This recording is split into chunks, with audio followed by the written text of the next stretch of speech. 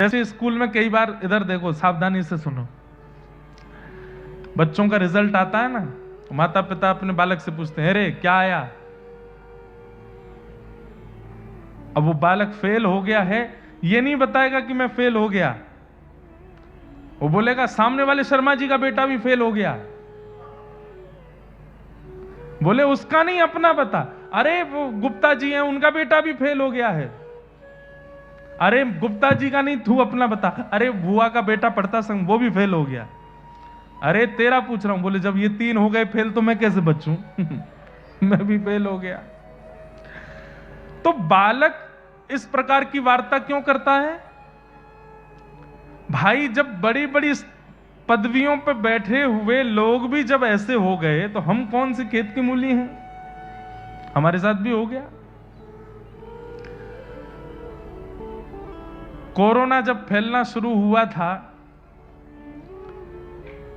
लोग बाग पहले भयभीत नहीं हुए, लेकिन जब पता चला कि खरबपति करोड़पति भी अब इतना धन लगा करके अपनी जान नहीं बचा पा रहे, तब ज्यादा भयभीत हुए लोग। बोले जब करोड़ों करोड़ों हॉस्पिटल जिन्होंने बना के खड़े किए हैं खुद ही, वो अपने प्राण नहीं बचा पा रहे हैं, तो फिर हम तो भैया सामान्य घर के लोग, हम कैसे बचेंगे? अब अपनी रक्षा करो।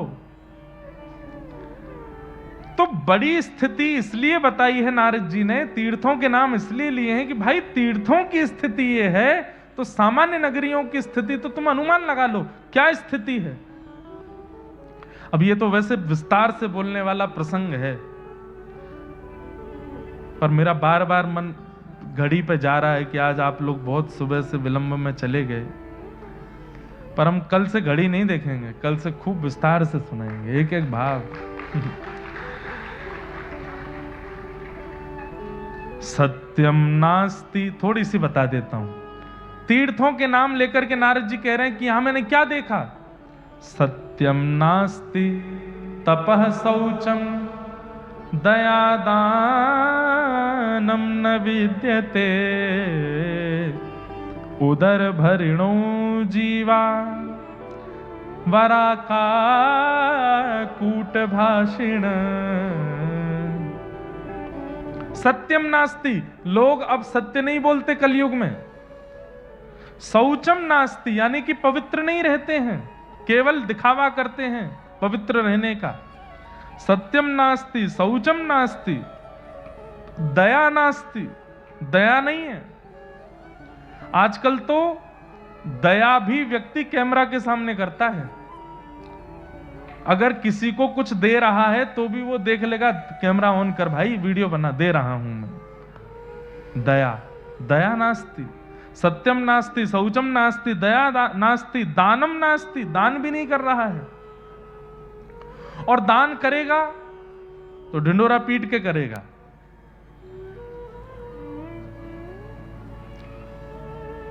गौ दान कर दी तो बेचारे ब्राह्मण के पीछे ही पड़ गए हैं, दूध पी रहे हो कि नहीं? बोले आप पी रहे हैं। हमने ही तो दी थी, हमने ही तो दी थी। कोई आके कह दे वो हमारे घर में अनुष्ठान था, उन पंडित जी को, उनकी जो गैया है ना वो मैंने ही दी है उनको। अरे क्या जरूरत है बताने की? बंधुओं, दान करने के बाद वस्तु पर अपना अधिकार मानना, यह दान के प्रति अपराध है। दान करने के बाद उस वस्तु को आप कभी भूल करके भी ये नहीं कह सकते कि मैंने दी है, ये दान हो चुकी है, अब वो उन्हीं की है। दानम नास्ति, तो सत्यम नास्ति, तपः नास्ति, शौचम नास्ति, दानम नास्ति, दया नास्ति। और संसार में लोग कर क्या रहे हैं? नारद जी बोले उदर भरिणो जीवा, केवल पेट भरना है। उसके लिए तिलक लगाना पड़े चलेगा, उसके लिए शिखा रखनी पड़े चलेगी, उसके लिए धोती पहननी पड़े चलेगी, उसके लिए रोड पर नाचना पड़े चलेगा, उसके लिए ये कर। अरे पेट भरने के लिए क्या नहीं कर रहे हैं लोग?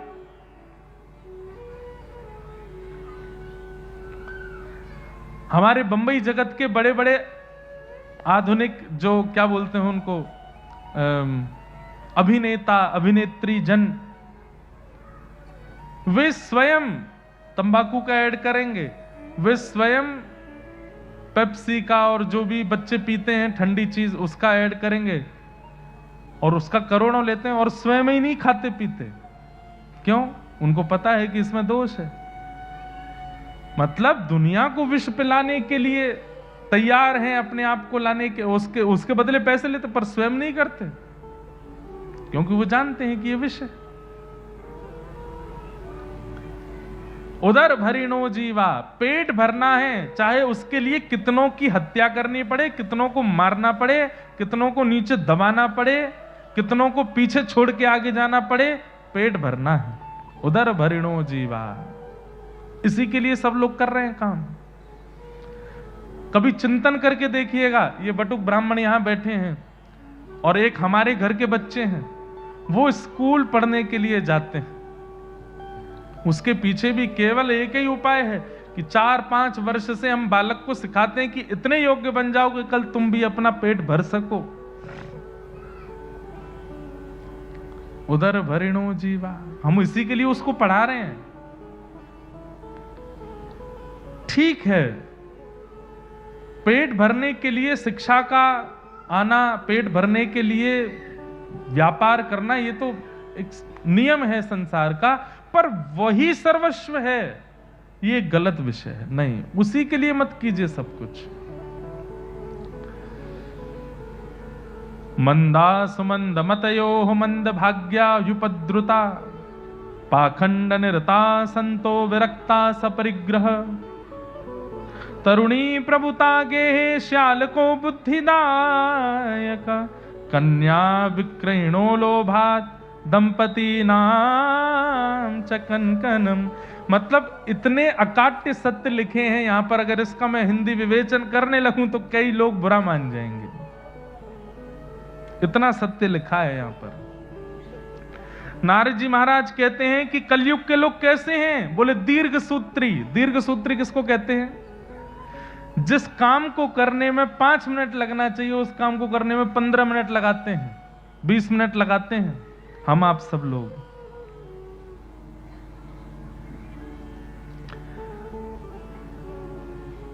दीर्घ सूत्री, मंद है बुद्धि। तंबाकू के ऊपर लिखा है स्पष्ट कि मुझको खाओगे तो मैं तुम्हारी जान ले लूंगा, फिर भी खा जाते हैं। ये मंद बुद्धि नहीं है तो क्या है हमारी?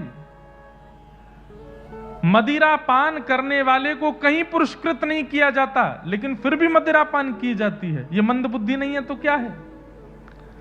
पर स्त्री गमन, पर पुरुष गमन, पता है कि अगर समाज को पता चला तो अपमान के भागी बनेंगे, लेकिन फिर भी लोग करते हैं।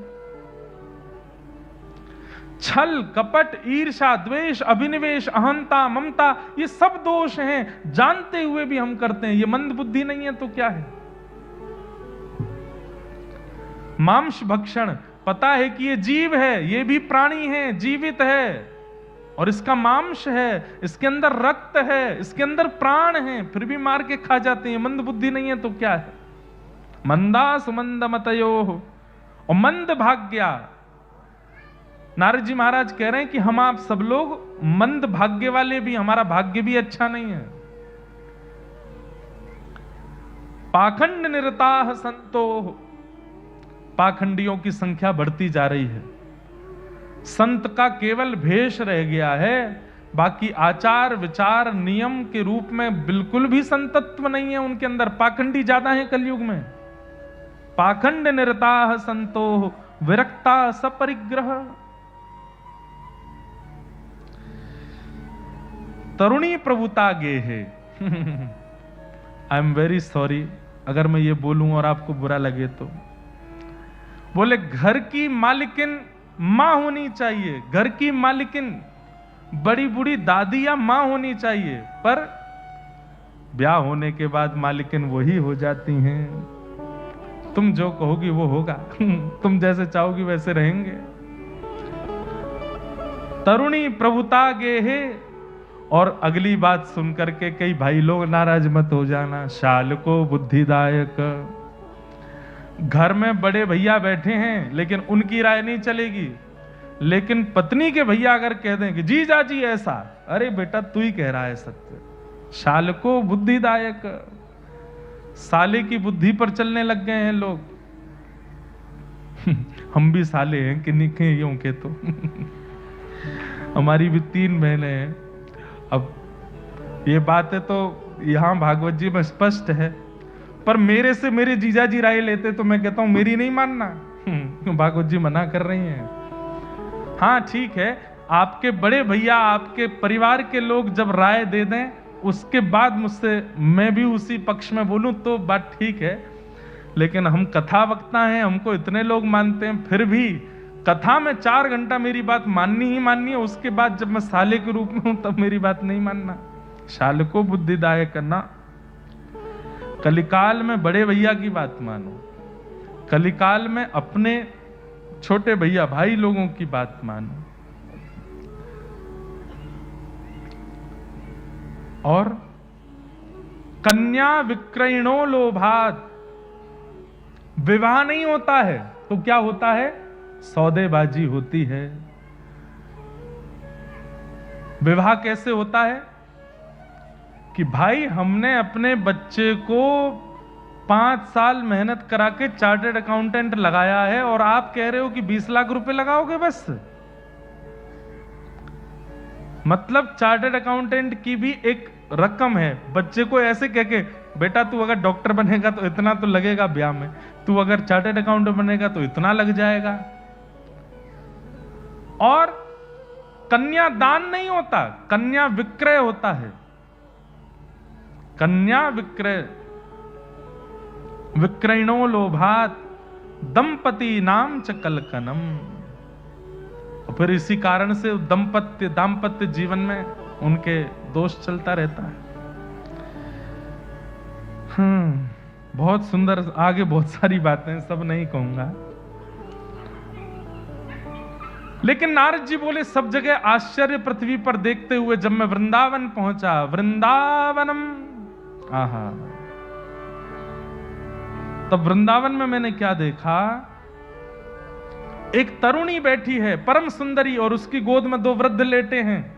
वो तरुणी कौन है, वो वृद्ध कौन है, मैं नहीं जानता, पर यह बड़ा आश्चर्यजनक था कि एक युवा कन्या की गोद में 2 वृद्ध लेटे हैं। तब मैंने उससे पूछा, और मैंने नहीं पूछा, उसने मुझे रोक करके कहा, भो भो साधो क्षणम तिष्ठत मत चिंतामपि नाशय। हे साधु रुक जाइए, मेरी चिंता का नाश कीजिए। मैंने कहा देवी तुम कौन हो और तुम इतनी युवा हो, तुम्हारी गोद में वृद्ध? तब उसने कहा अहम भक्ति ऋतिख्याता, मैं भक्ति हूं और ये मेरे 2 बेटे हैं, ज्ञान और वैराग्य। मैं युवा हूं क्योंकि सब मुझे भजते हैं, भक्ति सब करते हैं, लेकिन ज्ञान शून्य होकर के, वैराग्य शून्य होकर के करते हैं, इसलिए मेरे दोनों पुत्र वृद्ध हैं। आप सब लोग भक्त हो, भक्त हो ना? एक पंक्ति बोलूं, पूरी आपको करनी है फिर, ठीक है?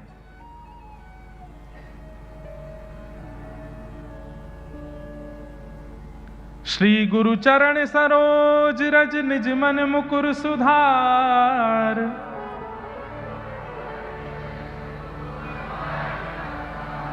बुद्धिहीन तनु जान के सुमिरौ पवन कुमार।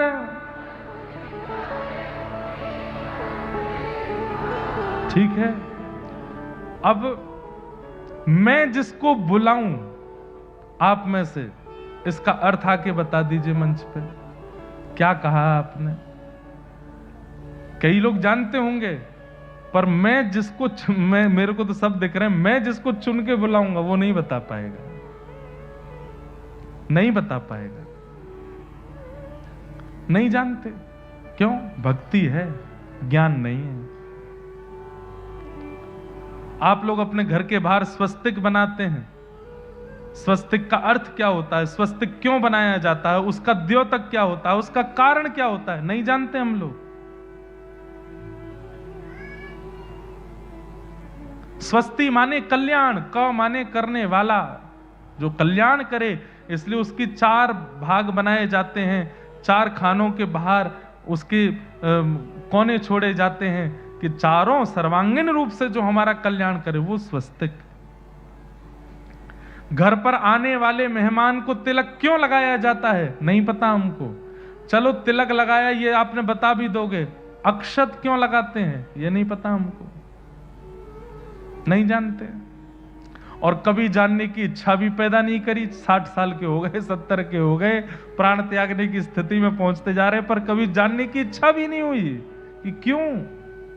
इसका मतलब क्या है? भक्ति है पर ज्ञान नहीं है। शिव आराधन करने जाते हैं, नारायण आराधन करने जाते हैं, सूर्य आराधन करने के लिए जाते हैं। अरे घरों में जाता हूं मैं, महाराज जी भी अनुभव करते होंगे, छोटे छोटे बच्चों को लाके खड़ा कर देते हैं माता पिता, चलो महाराज जी को श्लोक सुनाओ, और वो बालक गायत्री सुनाता है, जबकि गायत्री इस प्रकार बोलना भी मना है। भक्ति है पर ज्ञान नहीं है। और इसी कारण से आज इतना बिखरा हुआ सनातन धर्म लगता है। और अब तो इतना खतरनाक समय आ गया, संत संतों में लड़ाई हो रही है, आध्यात्मिक लड़ रहे हैं आपस में एक दूसरे को। अरे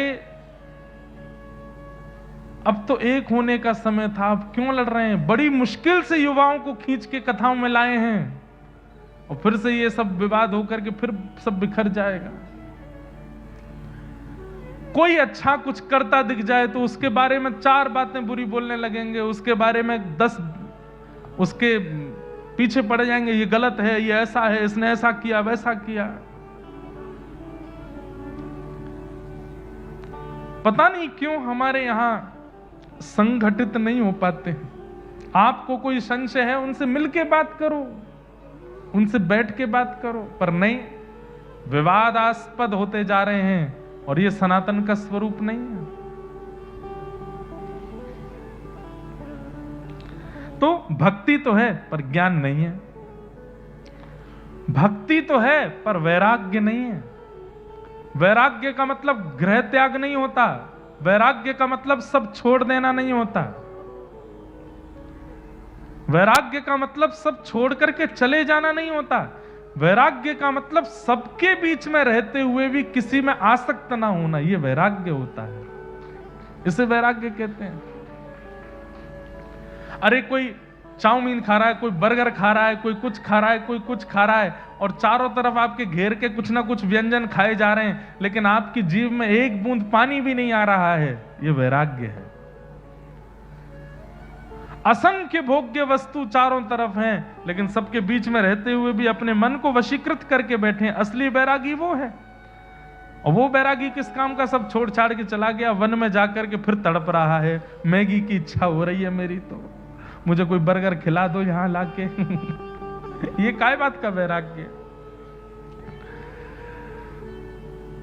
वस्तु का त्याग वैराग्य नहीं होता, वस्तु के प्रति आसक्ति का त्याग वैराग्य होता है।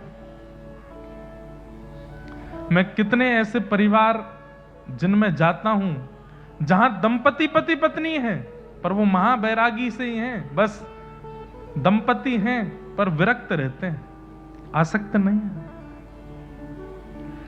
तो भक्ति के 2 पुत्र हैं, ज्ञान और वैराग्य, इन दोनों को चित्त में धारण करना आवश्यक है। कम से कम इतना ज्ञान तो हो कि हम दिनचर्या में जो धार्मिक क्रिया करते हैं उसका अर्थ क्या है, इतना ज्ञान तो हो। और कम से कम इतना वैराग्य तो हो कि जब नवरात्रि चल रही हो, एकादशी हो रही हो, रामनवमी हो रही हो, कृष्ण जन्माष्टमी हो रही हो, कम से कम इतना वैराग्य तो हो कि एकादशी, रामनवमी, जन्माष्टमी, नवरात्रि के दिन अन्य व्यंजनों पर मन ना जावे, इतना वैराग्य तो हो। और नवरात्रि में तीसरे दिन रो रही हैं माताएं बहनें, क्यों? अभी तो 6 दिन और बचे हैं, कैसे ही तो व्रत हो ही नहीं रहा मुझसे, अब तो मैं खा ही नहीं पा रही, ये समा की खिचड़ी खा खा के पक गई मैं तो। इतना भी वैराग्य नहीं है। वैराग्य भक्ति की पुत्र का नाम है। तो ज्ञान वैराग्य की वृद्धता दूर करो। नारद जी से जब ये प्रार्थना की भक्ति महारानी ने, नारद जी बद्रिकाश्रम पहुंचे, वहां सनत कुमारों ने कहा कि ज्ञान और वैराग्य को यदि पुष्ट करना है तो भागवत की कथा कराओ। तब नारद जी महाराज ने कहा कौन सुनाएगा? तब आपसे ही निवेदन किया। सनत कुमारों ने आनंद नाम के वन में आकर के कथा कहना प्रारंभ किया। देवी आए, देवता आए, ऋषि कुमार आए, सब लोग पहुंचे। और जैसे ही भक्ति अपने पुत्र ज्ञान वैराग्य के साथ वहां पहुंची है, भक्ति सुतौ तौ तरणौ गृहीत्वा प्रेमैकरूपा सहसा विरासी। श्री कृष्ण गोविंद हरे मुरारे, नाथेति नामानि मुहुः वदन्ति। भक्ति महारानी के दोनों पुत्र ज्ञान और वैराग्य सब युवा होते चले गए, और श्रीमद् भागवत जी की कृपा से ज्ञान और वैराग्य पुष्ट हुए। भागवत महापुराण की, ये भागवत जी का प्रथम महात्म्य है।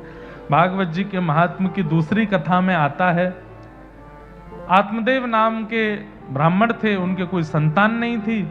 संत ने उनको फल दिया, अपनी पत्नी को खिला देना।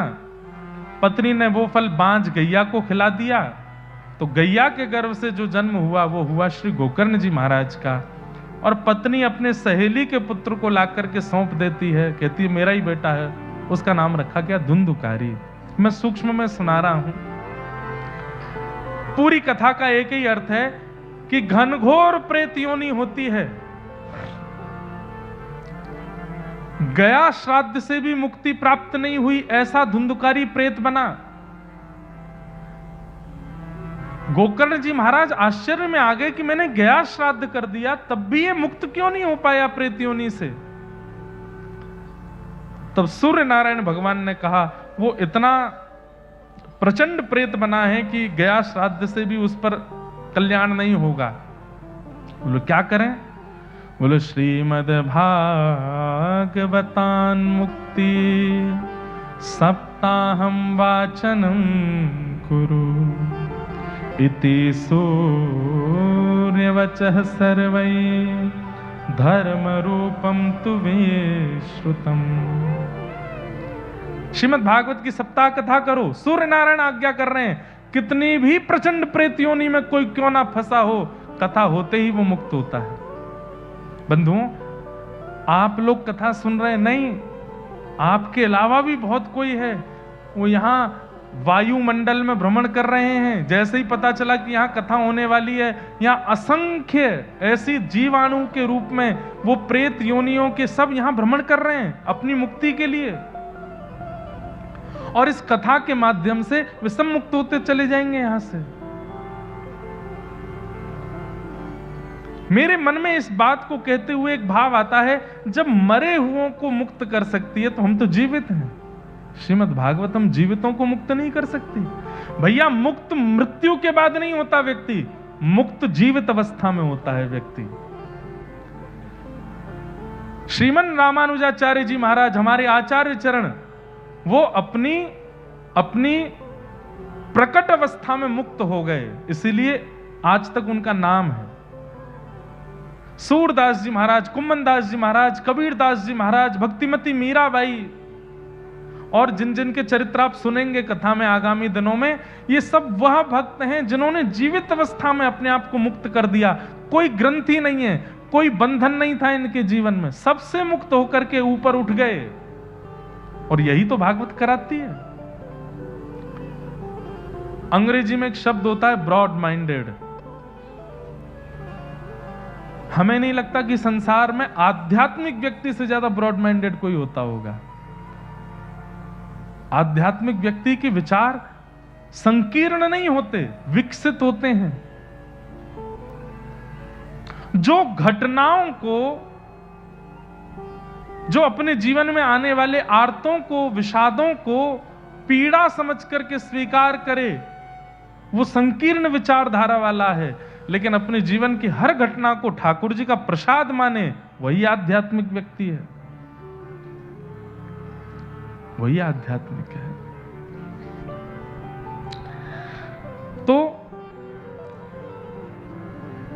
श्री गोकर्ण जी महाराज ने भागवत की कथा की, और उस सप्ताह कथा को सुनकर के अत्यंत घनिष्ठ प्रेत योनि में पड़ा हुआ वह धुंधुकारी मुक्त होकर के भगवत धाम को प्रस्थान कर गया। बोलो भागवत महापुराण की। श्रीमद् भागवत जी की एक कृपा है कि भागवत जी की कृपा से ज्ञान वैराग्य भक्ति चित्त में पुष्ट होती है और श्रीमद् भागवत जी की कृपा से जीवित अवस्था में मुक्त हो जाते हैं और मृतक अपनी प्रेत योनि से मुक्त हो जाते हैं। ऐसी सर्वांगीण विकास करने वाली, सर्वांगीण उद्धार करने वाली श्रीमद् भागवत महापुराण को हम बारंबार प्रणाम करते हैं। ये महात्म है। एक श्लोक अंतिम कहकर के हम महात्मा को विश्राम देंगे। असारे संसारे विषय विषसंगा कुलधिया क्षणार्धम क्षेमार्थम पिबत सुख गाथा तुलसुधा किमर्थम व्यर्थम भो व्रजत कुपथे कुत्सित कथे परीक्षित साक्षी यश्रवण मुक्त्युक्ति कथने। इस असार रूपी संसार में, इस विषय रूपी संसार में यदि सार कुछ है तो वो भगवान नाम है, भगवान कथा है। साक्षी है कौन? परीक्षित साक्षी। इस कथा को सुनकर के भगवत धाम को प्रस्थान कर गए। इसलिए भैया इस कथा का आश्रय हम आप सब लोग लेंगे।